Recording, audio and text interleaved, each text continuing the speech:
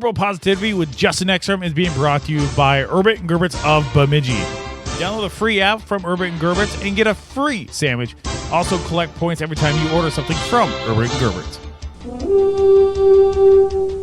That's right, ladies and gentlemen. Thank you for, or I should say lady and gentleman, or gentleman-like substance, or lady-like substance. I believe I have one of each gender-ish or so that listen into this, so that's cool. Both my listeners, thank you very much. And thanks to Erbs and Gerbs of the greater Bemidji area. Erbs and Gerbs, fantastic food, fantastic sandwiches. Anyway, let's call this episode the preview of the draft. Preview of the draft preview. Because the draft preview I'll probably have out Tuesday or Wednesday next week, and then I will be part of the live draft for Beer Belly Sports. I will be calling in. I'm not going to drive all the way up to where they're at. I wish I could, but I got the kids and whatnot, so tough deal.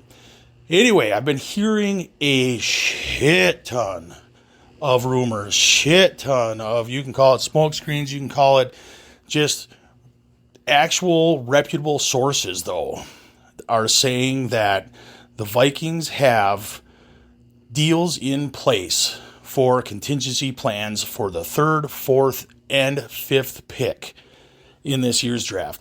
So far, what I've seen and heard is the most likely scenario is 1 and 2 go quarterback, and Drake May is still there.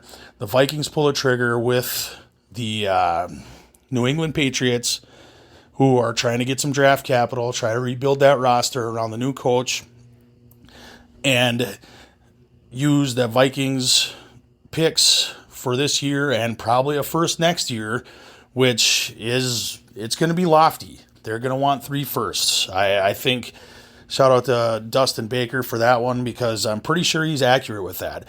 And I had Arif Hassan and Dustin Baker on my Saturday sports special that I have in the greater St. Cloud area, KNSI, KNSIsports.com. Nice little self-plug there. But it did come up organically, so fuck you guys. Here it is. They both say, Arif Hassan, Dustin Baker, both say Drake May is going to the Vikings at pick 3. I'm cautiously optimistic with that. I think we mortgage quite a bit for that. Then the Vikings don't pick until, day 3 then? Pick 108, whatever it is, late day 2. That's tough, especially with a regime that we've seen. They like to deal and wheel and send picks here, get picks there. 8,000 7th round picks and whatnot. We've been through that. But how we feel about that? Drake May, a Viking? Everyone seems to think that's the case. Mine, I have a little bit of a different thing. Like I'm off kilter with this stuff. Like I just think of the strangest things sometimes. Something tells me that they might be staying closer to put. Like just staying steadfast at 11 and 23 or close to that. Maybe move up to 7 or 8 if things go their way in the draft. And grab J.J. McCarthy. And then maybe a D-tackle or a corner. And a lot of draft experts are saying this is a extremely talented draft across the board. You get the 4 or 5 quarterbacks after that. It's, tier 3 basically. They're all high tier 2, high tier or bottom tier 1 for those top 4 or 5 guys. Depends on how you feel. And then you got like some tier 3 guys that are projects. Penix Jr., that's the problem with him. Like, I would normally be okay having him be at 23 and go get him. I don't want Bo Nix. I'm sure I'll eat crow on that one. But Penix Jr. is an interesting thing. What do you feel about Brian O'Neill being your blindside tackle? Because he's a lefty. It's one of those deals that's interesting, but he's going to be 25 next season. So, it's pretty old for a rookie. We, not Brandon Whedon old, but still old enough. I honestly think they try to keep both 2 first-round picks.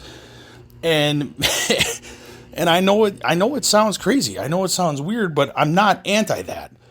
And I'm also not anti trading up to get Drake May. He's the last of the three that I would trade up to get, in all honesty. I know my opinion means nothing, but if they can't get one of those top three, I don't want them to move from their picks. I know there's a lot of people like, hey, you're purple positivity, you're purple positive. I'm positive that whatever they do, I'm going to be happy with. I actually don't care like what they do. I'm just trying to, put a pin in the map and say, this is what I think they'll do. This is what I think I would do. What I would do is somehow try to get a quarterback that is a quarterback of the future, somebody that I think can be developed, somebody that could probably start this year, even if it's just midway through this season, or start them day one, and still get a D tackle that is a transcendental D tackle in Murphy II. Like, that D tackle from Texas, I love what he can do. And then his name's escaped me, but there's a D tackle from Illinois that I would love to see as well. Both those D tackles that are projected first round picks, I love them both. And the beauty of having this quarterback type heavy class, a lot of talent comes back to us. A lot of guards, a lot of tackles, a lot of defensive tackles, a lot of corners. I mean, even we're talking about some of the best wide receivers in the country that are sitting there too. Do I think the Vikings are going to go a wide receiver in the first round? No. But I'm just saying there's a lot of Marvin Harrison Jr. There's a lot of good talent in this draft that could make these pieces just fall in the oddest way. And that's the beauty of the draft. That's the beauty of sports.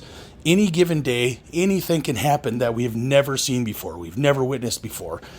And I think we might see that. That's why I'm so excited. I'm not much of a draft guy. I'm not much of a mock draft guy. You guys heard my mock draft last week. Both of you heard that. And I honestly think if there's a way they can do it, they're going to want to pick twice. And Kwesi stood, he steadfast. He stayed put last year at that pick when everyone thought he was going to trade back, wanted to get second round picks. He's like, nah, thank you. What I do believe, though, they want a quarterback that they can hitch their wagons to for 2 years. If they think Sam Darnold's that guy and they can somehow convince the ownership that that's their guy, they will have a second year. Like, if they stand there with conviction and say, this is our guy, this is the best we can do, and then the next 2 years they have $190 million to do what they want, I think that's what they're going to try to do. Either way, I'm super excited. I know this is a short episode. It's just me kind of rambling on before I go out to the bar. But hey, thanks for following along. Thanks to Erbs and Gerbs. Thanks to Beer Belly Sports. Especially thanks to Matt Geffrey. He's the best, man. All you guys are great. Shout out to Reef Hassan. Shout out to Dustin Baker. Those guys are fantastic. I'm hoping to have a few of those on this show. If I ever get the video fucking shit filled out or figured out. But until Thursday, well, actually, I'll probably be doing a episode Tuesday. Until Tuesday, skol, bitches.